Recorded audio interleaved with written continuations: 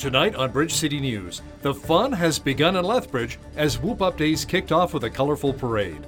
Service Minister Nate Glubish was in the Windy City discussing rural internet issues for Southern Albertans. And Conservative leader Andrew Scheer says if he becomes Prime Minister this fall, he will make EI maternity benefits tax-free. Your nation, your province, your Southern Alberta. From the heart of Lethbridge, it's Bridge City News with Hal Robbins. Good evening. Thanks so much for joining us. 2 new measures were passed by Lethbridge City Council to deal with concerns over our city's drug crisis. One will be to ask the province to establish a permanent Safer Communities and Neighbourhood office to deal with local drug houses. The other will be looking into the possibility of setting up an illicit drug task force in Lethbridge to address public concerns related to the drug crisis. The city says the task force would be similar to ones already set up in both Vancouver and Winnipeg. The group would also look at the 4 pillars of addiction, which are treatment, prevention, harm reduction, and enforcement. Service Alberta Minister Nate Glubish is on a province-wide tour to meet with Albertans, and he made a stop in Lethbridge today. The minister aims to talk with Albertans on the issues of rural internet, broadband infrastructure, and the Mobile Home Sites Tenancy Act. Well, these are 3 areas that have been really important to Albertans, and they've made that very clear to us. So we wanted to go all across Alberta to listen to folks who've been most impacted by these topics and who have suggestions for us, who have complaints about the status quo, so that we can learn from them, and we can also give them an update of where the government is at on these files. Glubish will continue his tour throughout the province before it ends on September 4th in Mayerthorpe. Bridge City News was proud to be part of the Whoop Up Days parade yesterday. The parade marshals this year were the Boulay family honoring Logan Boulay.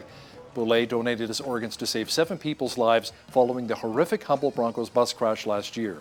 As for the parade itself, there were lots of floats, horses, and thousands of people who took in this special event. Just admire all the beautiful trees you have in this area, and just the town of Lethbridge. It's friendly to all the people we've met so far, and my daughter working here, so it's a fun time to come and visit.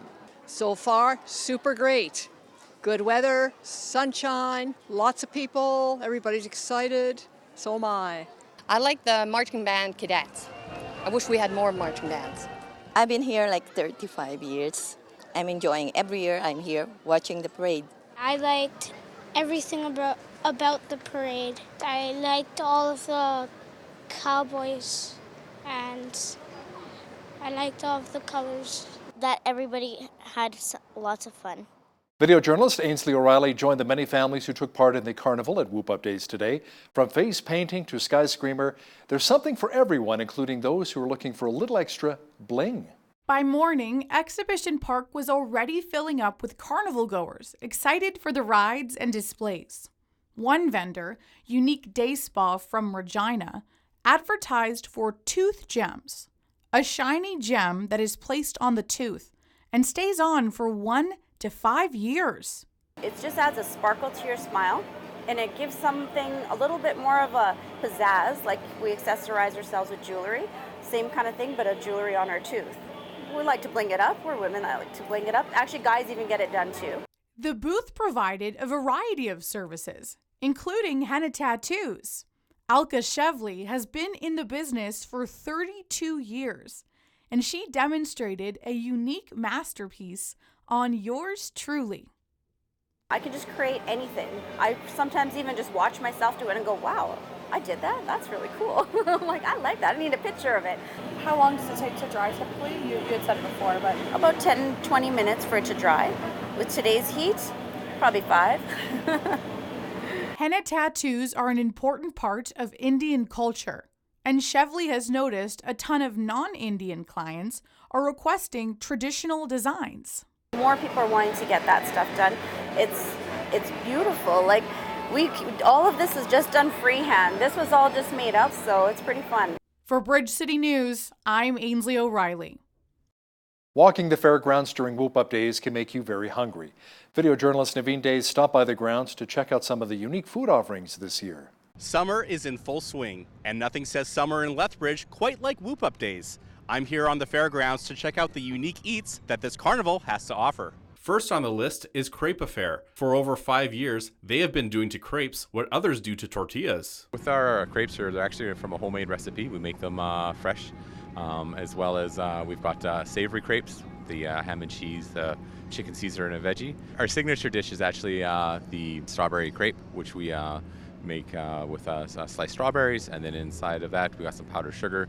On top we use real whipped cream, the 35% that you would actually buy at the supermarket in the cartons, and we get it all whipped up and stuff nice for you guys. It was delicious for either breakfast or dessert, and the ice cap, which was made from their own special coffee blend, had a chocolatey kick to it. Next up, the Baked and Loaded food truck offered baked potatoes with unusual but mouth-watering garnishings. Our signature dish would be the English shepherd's pie. So it's kind of like a reversed shepherd's pie. Usually shepherd's pie has your beef, your gravy, your mixed vegetables, and then potato on top. So ours is the potato on the bottom, but all the filling on top of the potato with tomatoes and cheddar cheese on it as well. So once you dig into that, it's just like digging into a regular shepherd's pie. Guzzy was right. It tasted just like a real shepherd's pie, and the tomatoes provided a juicy kick. There's two places worth checking out when your stomach rumbles at Whoop Up Days. For Bridge City News, I'm Naveen Day. Construction is nearing completion for the new Lethbridge Regional Park and Ride Transit Terminal. The city announced today that it will open on August the 28th. The official grand opening celebration will take place on September 6th. The facility, located at 705 5th Avenue South, will bring all of the city's transit services with the other regional public transportation options into one location. That will include Lethbridge Transit, Red Arrow, and the Highway 3 connector, all operating out of the new terminal. If you have a building that has historical significance and needs renovating, you can apply to the City of Lethbridge's new Adaptive Reuse Incentive Program beginning August 26th. The city will be providing up to $100,000 in matching funding per property. It applies to buildings in the downtown core, Warehouse District, and 13th Street North that need renovating to meet fire and building codes. City Council approved $900,000 in funding for the program as part of the 2019 to 2022 operating budget. The funds will be spread out over a 4-year period. The Cor Van Ray YMCA at the ATB Centre is a little richer thanks to a $100,000 donation from Cavendish Farms. Last week, Robert Irvine, president of Cavendish Farms, along with some of the executives here in Lethbridge, came by and donated $100,000 to the YMCA of Lethbridge for the brand new Cor Van Ray YMCA here at ATB Centre. We're super excited for this donation. It marks a real shift for us in the ability to offer a whole bunch of brand new programming at the Y over the next 5 years. So, these are programs that we haven't had a chance to offer yet, programs that are still in planning phases, or that we're still trying to put assets toward. There's a huge cost in offering new programming, and the YMCA, though in this beautiful 256,000 square foot facility, still needs funds to operate and create these programs, and these new dollars from Cavendish will make all the difference in offering those programs. The president of Cavendish Farms, Robert Irving, says the YMCA of Lethbridge was a natural fit for their group since it brings recreation, health, and wellness to so many families in Lethbridge and across southern Alberta. A new name has been added to the list of those campaigning to unseat Lethbridge Conservative MP Rachel Harder. Stephanie Watson, who was recently nominated by the Federal Green Party, stopped by the BCN studios. Watson tells BCN that the Green Party has something to offer for those who lean both left and right.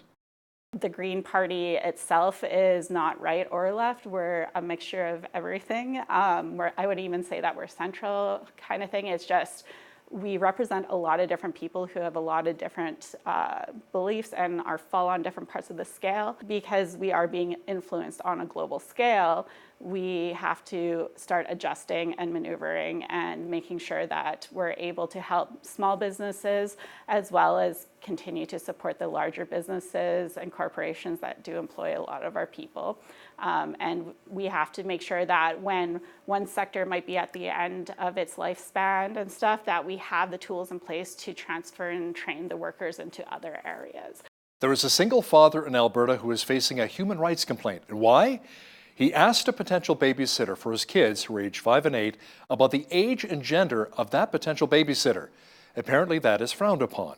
Joining me now from Calgary is John Carpe, president of the Justice Centre for Constitutional Freedoms, who is representing the father, Todd P. John, doesn't a dad have the right to know the answers to these very basic questions? Well, indeed, and that's why the Justice Centre is taking on this case. The parents, this father or any parent, you want to know the age and the gender of the babysitter. A lot of parents have specific preferences. They want a female babysitter. Some parents specifically want a male babysitter, maybe if they've got a very rambunctious, high-energy son. But to get prosecuted under human rights legislation is incredibly stressful and can end up having to pay big fines at the end of the day. So it's a hard thing to go through. But the legislation needs to be changed to just allow parents that discretion and freedom to ask questions about babysitters. What do we know about the complainant, James Siranowski, and specifically his complaint? James contacted Todd, and Todd had put up an ad on Kijiji saying he needed a babysitter for September 1st, 2017, I might add. This was 2 years ago. So it's kind of nasty to get a letter in the mail a year and 10 months later from the Human Rights Commission. So Todd asked James, what city do you live in? What's your gender and your age? And James said, I live in Edmonton, I'm 28, and I'm male. Then the babysitting thing fell through entirely because the event that Todd was going to go to didn't materialize. So he didn't need a babysitter. Neither of them communicated again, but immediately the following day, Mr. Siranowski filed a human rights complaint. And now, after a year and 10 months, the Human Rights Commission has now passed that along to Todd, and we're representing him. But Mr. Siranowski has filed previous complaints before. There is a court ruling, in fact, about this whole question of babysitting being exempt, and the court ruled that babysitting should be exempt. So hopefully the Human Rights Commission is not going to proceed further with this investigation.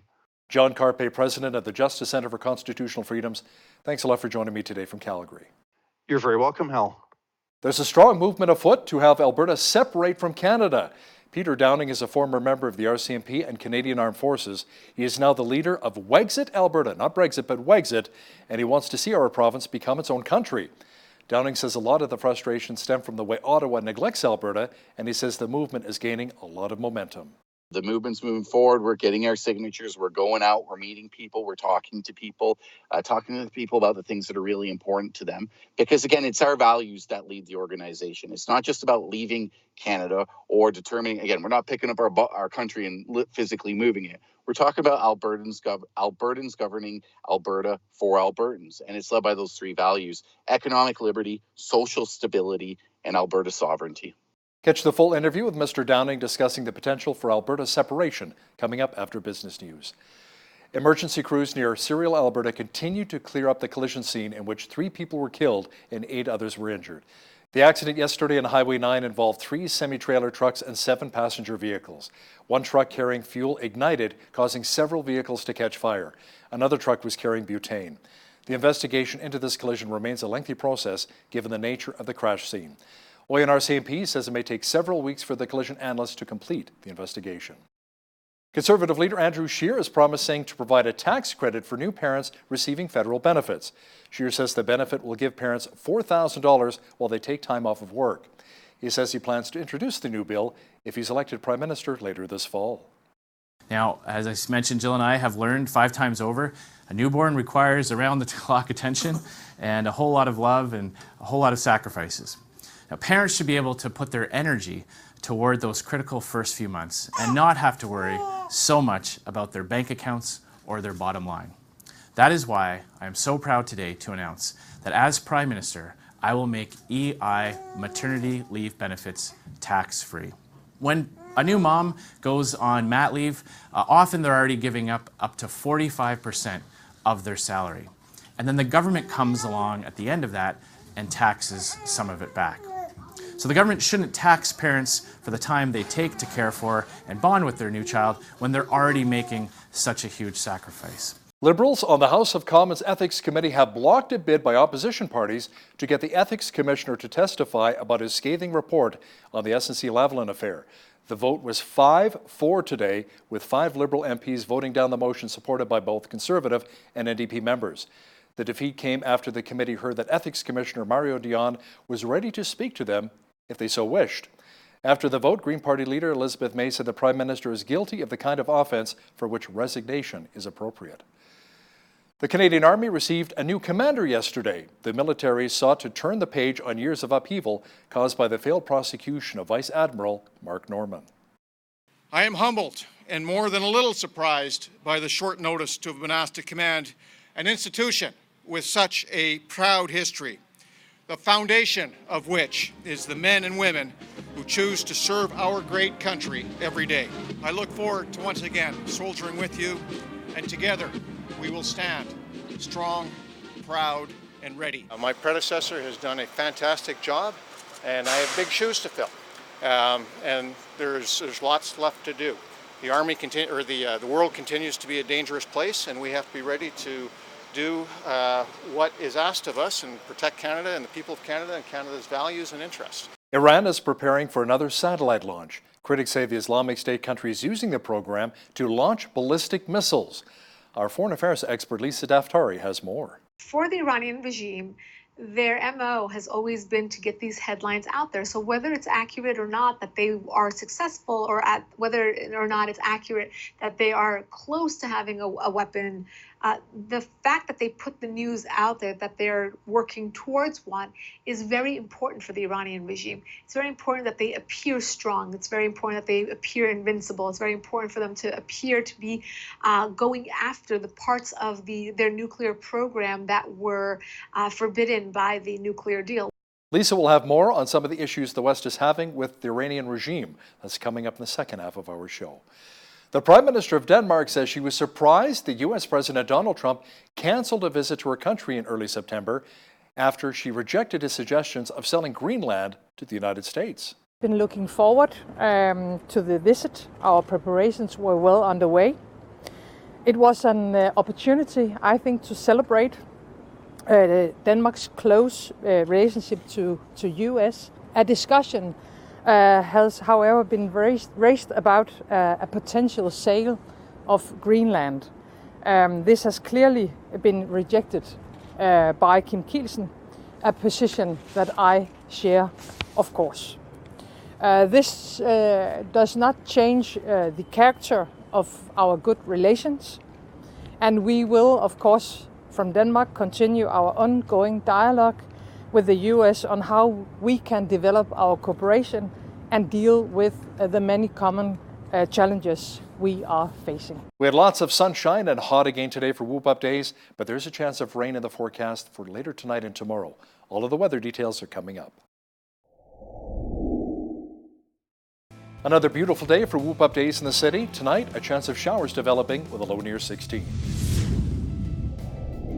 Tomorrow, showers off and on with a high reaching 24. Friday, the rain cloud should clear, giving us a high near 26. Saturday, mainly sunny with a high near 24. Sunday, a low pressure system returns, bringing clouds, rain, and only a high of 19. Monday, mainly overcast with a high again near 19 degrees.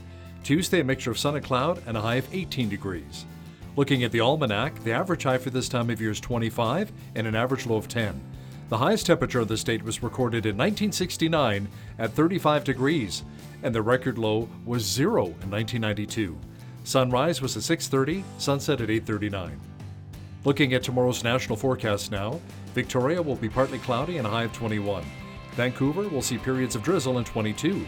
A slight chance of showers and 23 is on tap for Calgary on Thursday. Clearing and 21 for Edmonton. A mixture of sun and cloud and 27 for Regina. A good chance of showers and 23 is on tap for Saskatoon tomorrow. Sunshine and 23 for Winnipeg.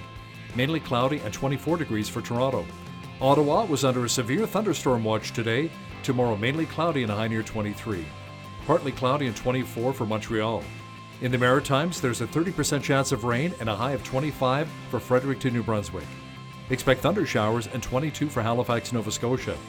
Showers and 26 is on tap for Charlottetown, PEI. And in St. John's, Newfoundland, it should be mainly cloudy and a high near 24 for tomorrow. The Alberta government received a notice to proceed in regards to the Trans Mountain Pipeline expansion project. Premier Jason Kenney says, however, it is no reason to celebrate just yet, since delays and existing uncertainty around the project could continue to present serious challenges. Kenney says those challenges include a small minority of individuals who are willing to break the law to prevent resource development in Canada. Pembina Pipeline Corporation is spending $4.35 billion for Kinder Morgan Canada. Calgary-based Pembina is also acquiring the U.S. portion of the Cochin pipeline system, which runs between Fort Saskatchewan and Chicago. It has a capacity of around 110,000 barrels per day. The deal also includes an Edmonton storage and terminal business and a bulk storage business in Vancouver. Pembina is also acquiring Kinder Morgan Cochin LLC for just over $2 billion in cash. For the second straight month, the annual inflation rate hit the Bank of Canada's ideal target of 2%.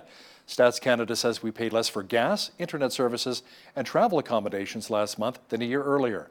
It did say, however, that consumers paid more year over year for auto insurance, mortgage interest, and fresh vegetables.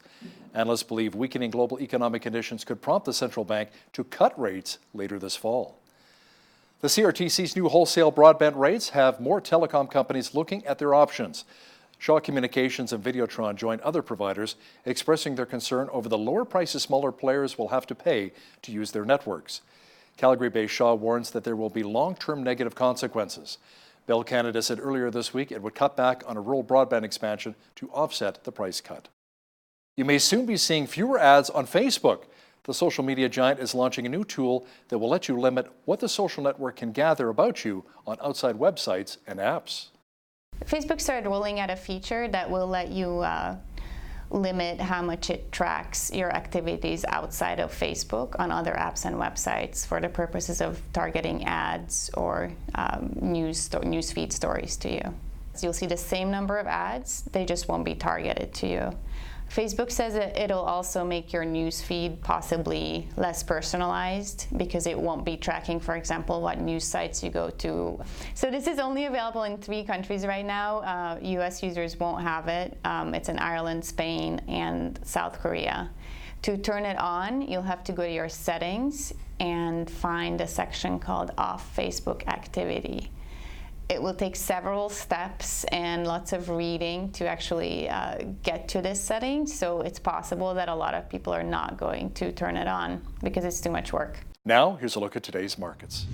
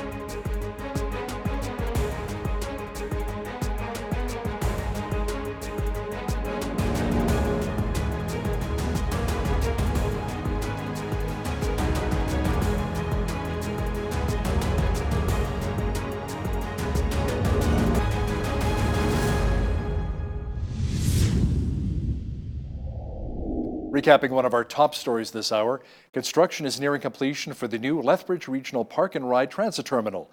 The city announced today that it will open on August 28th. The official grand opening celebration will take place on September 5th. The facility located at 705 5th Avenue South will bring all of the city's transit services with other regional public transportation options into one location.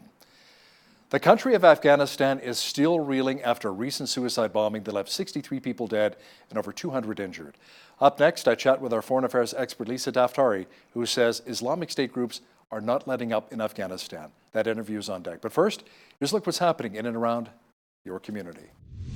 Here's your Bridge City News community calendar. Southern Alberta Men's Ministry is hosting a barbecue and games day for men in the Lethbridge area on Saturday, August 24th at the John Martin Picnic Area in Pavan Park, beginning at 4 p.m. Enjoy an afternoon of hilarious fun and delicious food. Then hear an inspiring message from Jerry Pullman. Tickets are 2 for $10. Buy one for yourself and a friend. For more information and tickets, contact Leslie at 403-327-4422 and follow Southern Alberta Men's Ministry on Facebook, Twitter, and Instagram.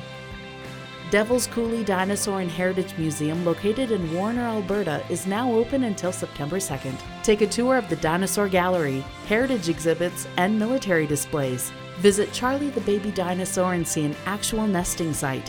For more information, visit devilcoulee.com. And that's your Bridge City News community calendar. A bomb blast killed at least 63 and injured close to 200 others in a suicide bombing at a Kabul wedding over the weekend. Our foreign affairs expert Lisa Daftari joins me once again from Los Angeles. Lisa, the Islamic State groups are not letting up in Afghanistan. No, and it should come as no surprise when we heard that ISIS took responsibility for this horrific suicide bombing. We've talked about this before on the show about how the suicide bombings in Afghanistan, more than anywhere else, as of late, when we hear these stories, are really targeting very vulnerable civilians. So schools and coffee shops and outside of very residential areas. And here we had a wedding over the weekend where there were many casualties, many injured, and of course the Islamic State took responsibility. Coincidentally, over the last week or 2 weeks or so, there have been so many reports coming out here in the United States, more than anywhere else I've seen, warning against a resurgence of ISIS and nowhere else but Afghanistan, meaning that there is or was a feeling that they're up to something, that they were brewing something, that they were planning on launching an attack of this caliber to get the attention of whether it's the West or the Afghanis, or to take advantage of a very volatile political situation or a vulnerable situation.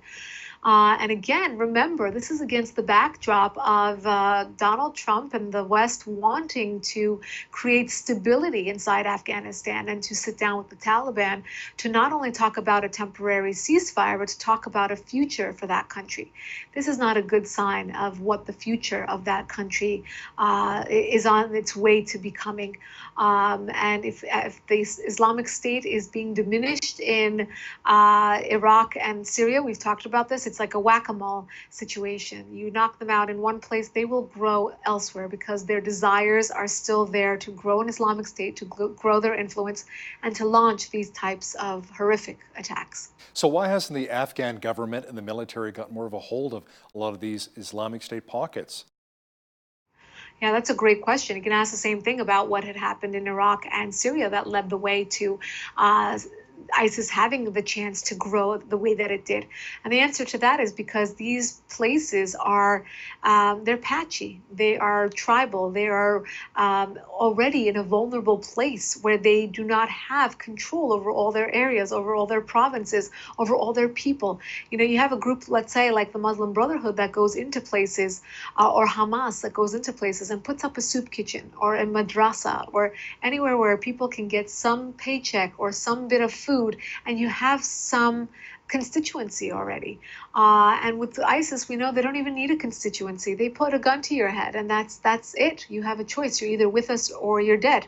And I imagine that that's exactly what's going on in Afghanistan. That vulnerability, that political volatility has led the way for insurgencies like the Taliban and now the Islamic State to grow. Now, the question will be, what will be the rivalry between these groups inside places where they're vying for influence? So we saw the same thing happen in Syria and in Iraq and elsewhere, where one group outshines the other, and usually it's the Islamic State. They are well organized, well funded, and it's a professional terrorist organization, as crazy as that sounds. On the flip side, they also have a do-it-yourself arm of the organization where they encourage people to go out and launch these attacks by just ramming their car into a couple of people, or setting off a rice cooker and killing a handful of people. So it doesn't have to be a large-scale attack to be something that's approved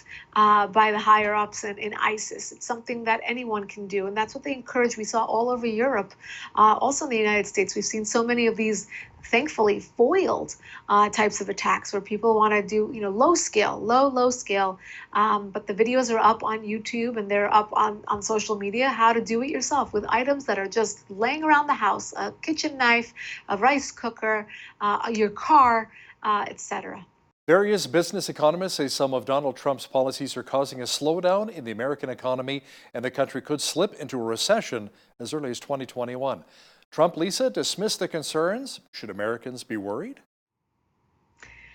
You know, there's conflicting reports. Our economy is doing very well. It's what many call a Goldilocks economy. You know, the wages are good. Interest rates are low. The stock market, I mean, is playing a little bit of a dance, but remained high for a while, and the speculation is one of many. The speculation goes like this: we're due for a recession because the economy has been doing so well. There are some signs as to the slowdown of the stock market, and we're dealing with China and North Korea and Iran, but mostly that the uncertainty that we have from China because of the economy, because of the imports, because of that uncertainty is what is leading many people to believe that we are due for a recession. Also, it's worth mentioning that we're also coming up on a presidential election here in the United States. So we know that Donald Trump, who is the economy president, will work to keep that economy beefed up, because that is, you know, his shining jewel is how he handles the economy. Not so much how he's been handling China, but we'll get to that as well. But he will do what it takes to keep the economy afloat. Now, the media, on the other hand, might not give him a fair chance to at least, you know, defend himself. That's what we saw this morning. All of the headlines were saying, you know, that he swears up and down. The White House is saying, no, don't worry about a recession. So, you know, he's defending that there won't be one, which is unfair because we don't really have a crystal ball right now. But I think that he will do what he can to keep the economy afloat. And his opponents and the Democrat candidates will obviously use this talking point to their benefit and say, you know, we're headed for a recession, we're headed for a recession. Well, those scare tactics aren't going to help the economy by any means. And as I said, the uncertainty leads to the stock market dropping and being so up and down each day. But, you know, this country is very funny. When you watch the news cycle during an election, it's a lot of fake news, a lot of exaggerations, and a lot of partisan politics. So we'll have to watch out for that as well. U.S. President Trump says he's talking trade with China, but the two countries are not ready for a deal just yet. No, both sides are, you know, flexing the muscles and saying we have the upper hand, but it looks like they're not ready to sit down once or for a final talk. I think that's what we're headed for. We've had many talks. According to Donald Trump, he said in a press conference not too long ago that they agreed, and then the Chinese government kind of backed out on what they had agreed on. So he doesn't want to really give too much credence to a government body that will go back on their word. You know, that's what Donald Trump really sticks to is that handshake or that deal, or, you know, really sticking to what they agreed to.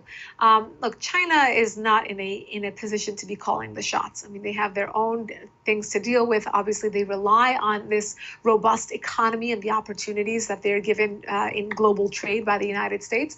They're also dealing with Hong Kong. They're dealing with Taiwan. They're dealing with places that or countries in the region that are onto them, so to speak, that are looking to pressure them in any way that they can.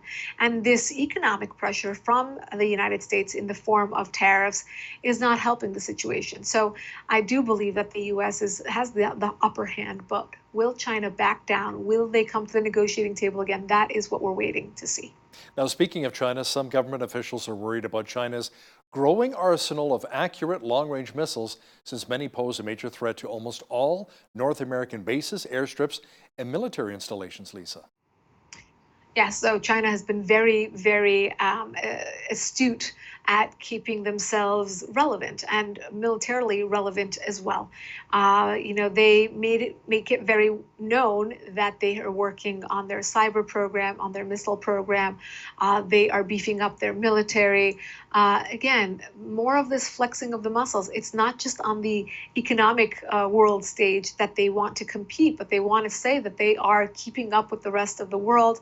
I mean, and that's a wake-up call to the West. I mean, all countries in the West, to say that our assets, whether they're, you know, here in the West or back east, are at the mercy of these growing militaries and growing influences that we once, you know, kind of shooed away and said, they would never reach, you know, our level of competency. But you never know. I mean, I'm not saying that the Chinese military is up to par with the United States by any means, but they know that part of the world better.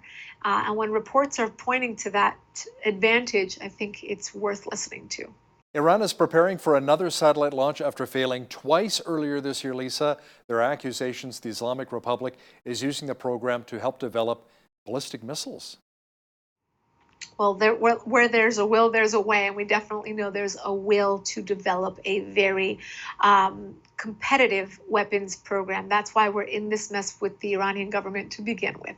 So yes, they failed, but they're at it again. And I think for the Iranian regime, their MO has always been to get these headlines out there. So whether it's accurate or not that they are successful, or whether or not it's accurate that they are close to having a weapon, the fact that they put the news out there that they're working towards one is very important for the Iranian regime. It's very important that they appear strong. It's very important that they appear invincible. It's very important for them to appear to be going after the parts of their nuclear program that were forbidden by the nuclear deal. Why? Because they want to make a point.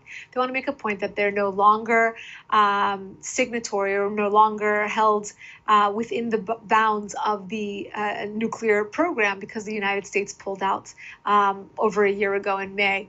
And once the United States pulled out, you saw very shaky Europe with regards to staying within the deal. And let's be honest, the Iranian regime is making it very difficult when they are seizing oil tankers randomly or downing a U.S. drone. It doesn't look too good for the Europeans even to side with them. So, more of these headlines, more of that saber rattling, more of that muscle flexing, chest thumping, whatever you want to call it. But this is the MO of the Iranian propaganda machine. Meanwhile, in Hong Kong, 1.7 million people are defying police to march in the pouring rain. The Hong Kong immigration to Taiwan surges as protests grind on. Yep, so this is going to get much worse. We say this every week. It's going to get worse before it gets better. And we're seeing that proven to us by the headlines coming out of Hong Kong. The people of Hong Kong have been very, very disillusioned for a long time. And now that they have the opportunity to be heard, they're not going to back down without a fair fight. When you look at the footage from the protests coming out of Hong Kong, it's very interesting to see how what a strong will they have. But at the same time, they are, for the most part, very civil and very respectful towards authorities, much more than you see in other countries. I know these headlines say that they defied police because they went into let's say a huge park where they were forbidden to go. Or for that part of the world, this is considered extremely disobedient, or that they're going against the police or doing this or doing that. But it's a big deal when you have such a reserved population go out and go in the rain, in the parks where they're not allowed to, go overnight, walk up to policemen and continue their protests. They're very disenchanted. And they have an opportunity. They don't want this opportunity to be lost or to be, in vain. And I think their major issue right now is to prove to the world what they've been going through and what China is doing to them. And what better time than now, when China is being pressured by the rest of the world, but particularly the United States, to make their case. And many of them, if they're not sticking around for the protests, going to Taiwan, as you said. There is about 10 to 20% of the population of Taiwan is from Hong Kong, I read, which is unbelievable. But a fun fact is that Hong Kong, obviously many people know, is very expensive. The cost of living is exorbitant. It's another New York City of the East, probably more expensive than New York City. And now they're enjoying the benefits of Taiwan. Cheaper rents, cheaper cost of living, and perhaps more opportunity for them to do good business over there. So we're seeing a reshuffling of the Far East as we've never seen before. And as I said, it might get worse before it gets better, but hopefully it will be better in the long run for the people of that country. North Korea's Kim Jong-un oversaw the test firing of a new weapon again. Tell me more about that. Oh, this is very interesting. So as soon as we think that there will be some sort of better relations between the North Koreans and the United States, to sit down once again to finalize a deal, to continue with the 2 meetings that Kim Jong-un and President Trump already had. We take 1 step forward and 10 steps back. And here we have again reports that he is testing weapons, and he's very proud of it. Next week, the U.S. envoy to that part of the world will be visiting South Korea, Japan, to speak with the neighbors, to try to get or pressure North Korea to a meeting to finalize this. Look, as I said, we are headed towards an election, and Donald Trump hopes for a re-election. And because of that, he needs to start, crossing his list of foreign policy issues off one by one. North Korea is obviously one of them. China is obviously another one. Iran, which looks like it's the furthest from having any sort of resolution, is another. This is continuing on, and the North Koreans and the Chinese are not helping by putting out these reports about beefing up their capabilities. But the tests continue, nation building continues, and these dictators are continuing. So this is, again, that part of the world, it's competitive. And I think right now they want to show the West that they're not going to be bullied around. Our foreign affairs expert, Lisa Daftar, joining me once again from Los Angeles. Thanks, Lisa. My pleasure.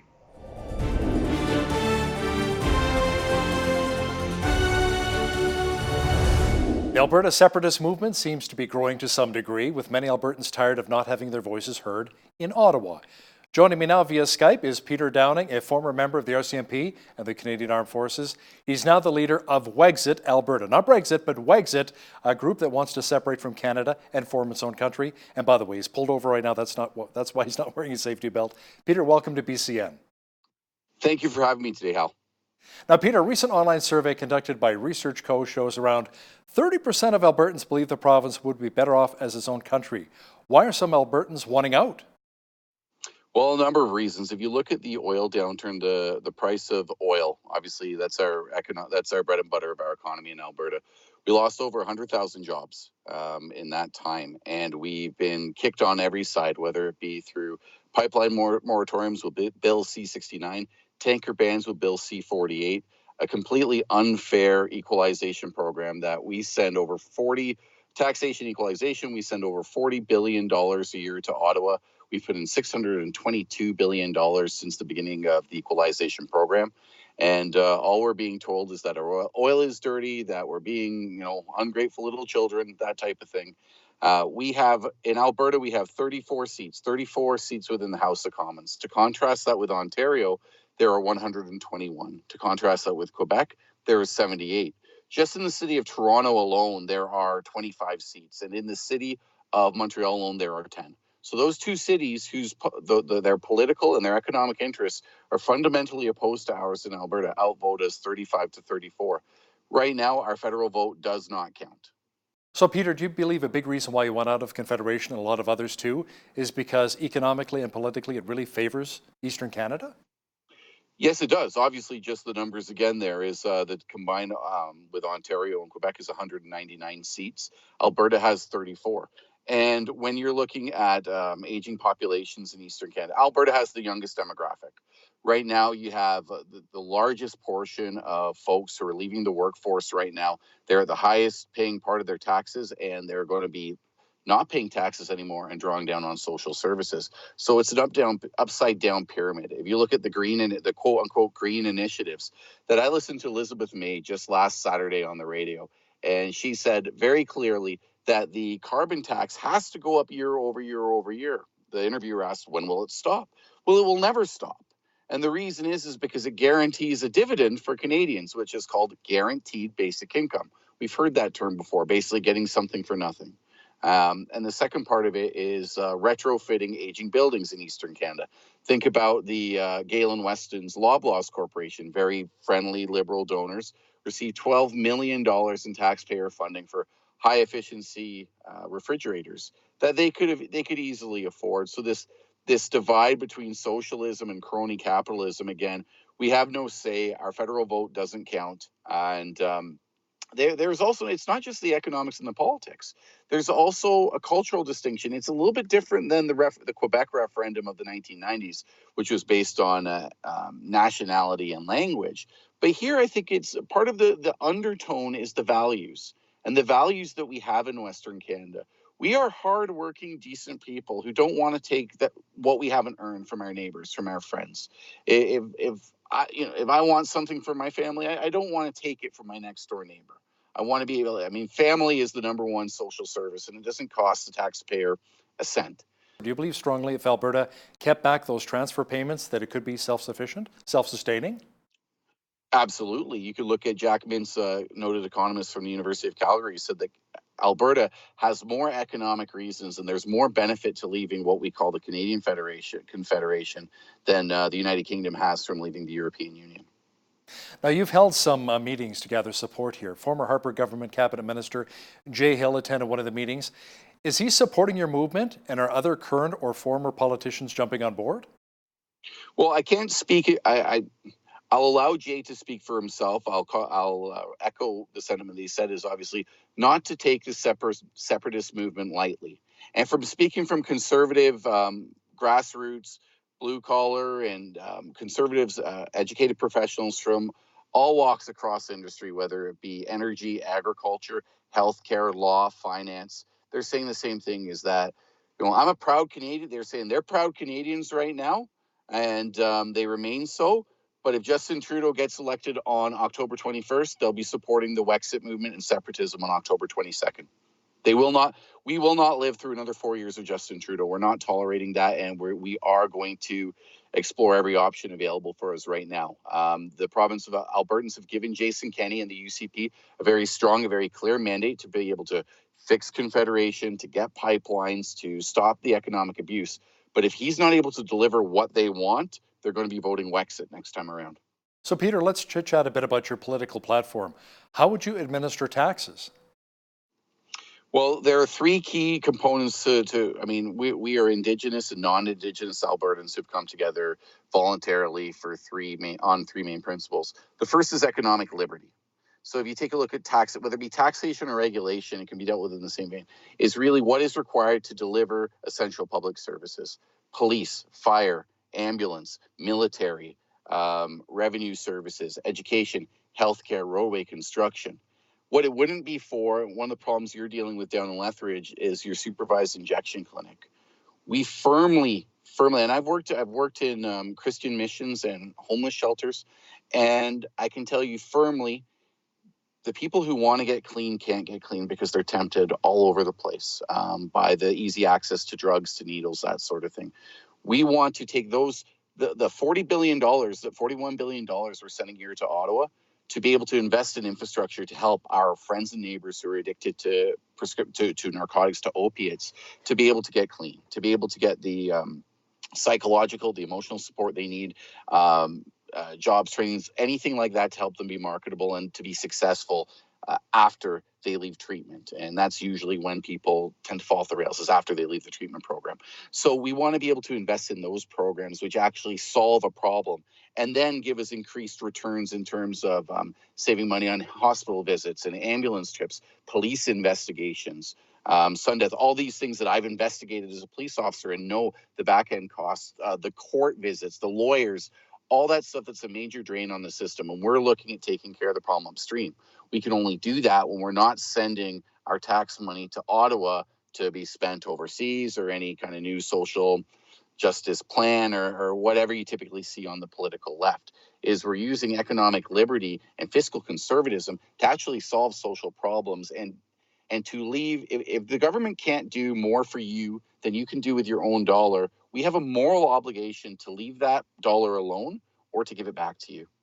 Would you look at merging Alberta's various separatist groups into one group and run candidates in any upcoming federal and provincial by-elections? What kind of response have you received so far? So we've reached out. Actually, there have been a number of folks from the other groups, the other separatist groups or smaller conservative groups that have reached out to us. And it's a work in progress. There's personality conflicts. I mean, talk about why there's so many churches and there's divisions between those churches is sometimes everybody believes the same thing, but sometimes personality conflicts come into play. And it really just takes time and patience. and to be able to be willing to see that through. Yes, we are going to be running a full slate of candidates in the next provincial election or by-elections that are bound to come up over the next 4 years. And federally, one of the next steps or the next level of the movement is to be able to have federal representation. That's not our main concern, but again, like the Bloc, the Parti Québécois currently has the Bloc Québécois. We're looking at the same options so that our voices aren't just heard across Western Canada, but all across Canada, and especially into Central and Eastern Canada. Now, in order to become registered as a political party in Alberta, you need to either run 44 candidates in a general election or collect around 7,800 signatures on a petition form. Are you getting anywhere with either one of those? Both. We're in the process right now of identifying, recruiting, soft penciling MLA candidates in, again, across all 87 ridings. We're in the process right now. We've already, at each of our events, we're collecting signatures. We have, you may be aware, we have a very large event going this coming Saturday in Lloydminster.